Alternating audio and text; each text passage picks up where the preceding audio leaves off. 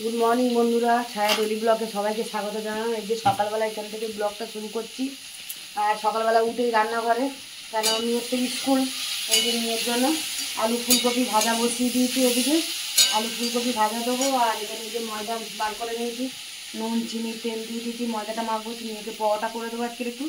মেয়ের বায়না রোজ রোজ কী দেরি বলো তো, বাচ্চাদের টিফিনটা আজ এটা কাল সেটা করে তো দিতেই হয়।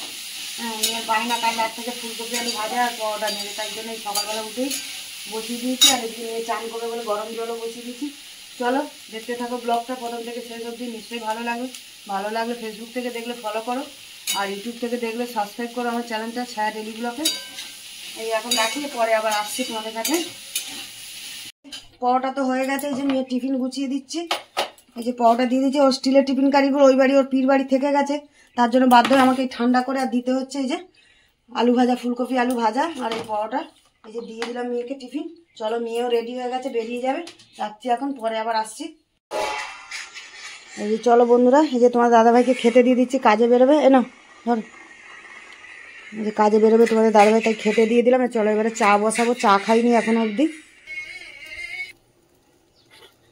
দেখো বন্ধুরা, এই যে চা বসিয়ে দিয়েছি, তোমাদের দাদাভাইকে তো খেতে দিয়ে দিলাম। আর এদিকে যে চা বসিয়েছি, চা খাবো। তোমাদের দাদাভাইও চা খাবে, খেয়ে বেরোবেও তোমার দাদাভাই কাজে। চলো চাটা খেয়ে নিই। চলো বন্ধুরা, এই তো টিফিন খাওয়া শেষ হয়ে গেল। এবারে রান্নার জোগাড় করে নিয়েছি। এই যে মূলো শাক দিয়ে, মূলো আলু দিয়ে একটা তরকারি করব। আর এখানে নিয়েছি ফুলকপির কচি কচি পাতা কটা নিয়ে নিয়েছি, ফুলকপির পাতা বাটা করবো। ফুলকপির পাতা খুব ভালো হয় খেতে, রসুন কাঁচা লঙ্কা দিয়ে ওটা পাতা বাটা করব। আর এখানে তোমাদের দাদাভাই আগের দিনে মুরলা মাছ এনেছিল, ওই একটু থেকে গেছিলো মুরলা মাছ, ওইটা ভাজা করে দেবো। আর এখানে একটু মাছের তেল আছে, এটাও ভাজা করব, পেঁয়াজ রসুন দিয়ে একটু ভেজে দেবো। চলো রান্নাটা বসাই এবারে। দেখো ফুলকপির পাতাটা যে সেদ্ধ করে নেবো, তার জন্য একটু কড়াতে জল দিয়ে দিয়েছি। দিয়ে আর এই যে কপির পাতাটা দিয়ে দিচ্ছি এর মধ্যে। পাতাটা একটু ছোটো ছোটো করে আমি কেটে নিয়েছি। চলো এর মধ্যে একটু নুনও দিয়ে দেবো, দিয়ে আর একটু সেদ্ধ করতে দেবো। এই যে একটু নুন দিয়ে দিচ্ছি, দিলে তাড়াতাড়ি একটু নরম হয়ে যাবে পাতাটা। ঢাকা দিয়ে দেবো। দেখো বন্ধুরা, মূলো শাকের তরকারিটা বসাবো, তার জন্য এই যে কড়াতে তেল তো দিয়ে দিয়েছি, তেল গরম হয়ে গেছে। এই যে ফোড়নে 5 ফোড়ন আর একটা শুকনো লঙ্কা দিয়ে দিচ্ছি। ফোড়নটা একটু ভালো করে ভেজে নিলাম, নিয়ে আর এই যে পেঁয়াজ কুচিয়ে রেখেছিলাম, পেঁয়াজটাও দিয়ে দিলাম।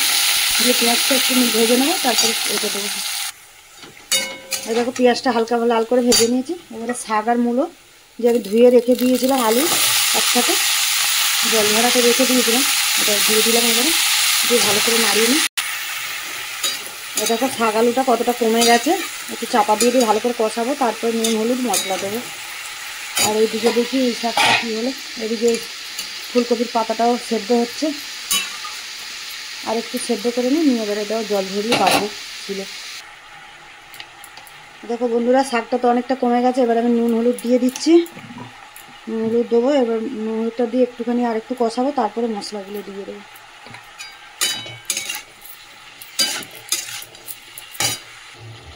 দেখো বন্ধুরা, আমি এই যে আদা রসুন বাটা দিয়ে দিচ্ছি।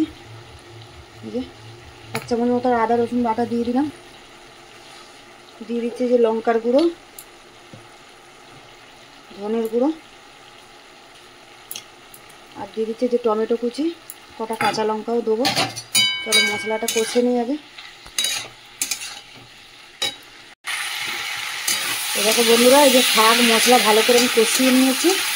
এবারে জল দিয়ে দেবো। দেখো ভালো করে কষিয়ে নিয়েছি শাক মশলা। এবারে সেদ্ধ হওয়ার মতন পরিমাণ মতন জল দেবো, আর মাখা মাখা হবে। গ্যাস ফুটে গেলে গ্যাসটা কমিয়ে দেবো, একটু সেদ্ধ হবে। দেখো তরকারিটা ফুটছে, আমি কটা কাঁচা লঙ্কা দিয়ে দিলাম চেরা। এবারে চাপা দিয়ে দেবো। দেখো বন্ধুরা, আমি এই যে ফুলকপির পাতাটা বাটবো বলে তো সেদ্ধ করে ঠান্ডা করে নিয়েছি। আর এখানে নিয়েছি যে 3 কোয়া রসুন, 4টে কাঁচা লঙ্কা আর একটু কালো জিরে নিয়ে এটা আমি একসাথে এই যে শিলে বেটে নেবো। নিয়ে শিলে বেটে নিই, তারপরে দেখাচ্ছি। দেখো বন্ধুরা, যে আমার মূলোর তরকারিটাও হয়ে গেছে। একটু ধনে পাতা দেবো, দিয়ে আর নাবিয়ে দেবো। এই যে মাখা মাখা করে নিয়েছি, এই ধনে পাতা দিয়ে দিলাম, দিয়ে এবার নাবিয়ে নিচ্ছি। দেখো বন্ধুরা, এই যে পাতাটা করবো কড়াতে নাড়বো পেঁয়াজ দিয়ে, তার জন্য যে কড়া বসিয়ে দিয়েছি। আর এই যে তেল দিয়ে দিচ্ছি। আর এদিকে তো পাতাটা বেটে নিয়েছি। এই যে নিয়ে এবার পেঁয়াজ দিয়ে নাড়বো ভালো করে কড়ার মধ্যে। তেলটা গরম হয়ে গেছে, পেঁয়াজ কুচিয়ে রেখেছিলাম পেঁয়াজটা একটু একদম ছোটো ছোটো করে কেটেছিলাম যাতে তাড়াতাড়ি।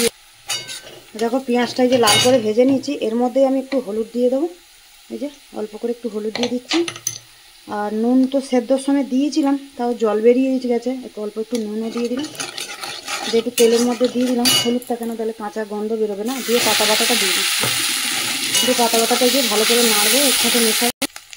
দেখো বন্ধুরা, এই যে পাতা বাটার মধ্যে একটুখানি আমি মিষ্টি দিয়ে দিচ্ছি। মিষ্টিটা দিলে একটু টেস্টটা ভালো হবে আর খেতে। দিয়ে ভালো করে যে কড়াতে নেড়ে নিচ্ছি। দেখো হয়ে গেছে, একদম শুকনো হয়ে গেছে, কড়া থেকে উঠে আসছে। চলো নামিয়ে নিই। চলো মাছগুলো এই যে ভেজে নিয়ে তারপরে মাছের তেলটা ভাজবো। এই মাছের তেলটা ভেজে নেবো, মাছটা আগে ভেজে তুলে নিই। আর এদিকে যে ভাত বসিয়ে দিয়েছি, মাছের ফুটে ফুটে আসছে। চলো দেখো বন্ধুরা, মাছগুলো এই যে লাল করে ভেজে নিয়েছি, এবার তুলে নেবো। ওই কড়ার মধ্যেই আমি যে মাছের তেলটাও দিয়ে দিলাম।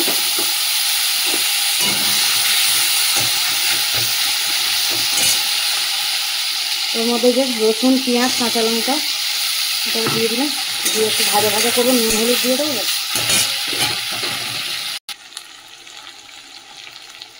একটু নুন দিয়ে দিলাম আর একটু হলুদ দিয়ে দিচ্ছি।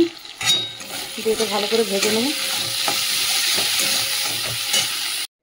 দেখো বন্ধুরা, এই যে ছেলে খেতে চাইছে, রান্না তো হয়ে গেল, ছেলে খেতে চাইছে, ছেলেকে খেতে দিই। আমার তো চান হয়নি এখনো, আর তোমাদের দাদাভাই কাজে চান করে আজ বৃহস্পতিবার পুজো করব, সময় লাগবে।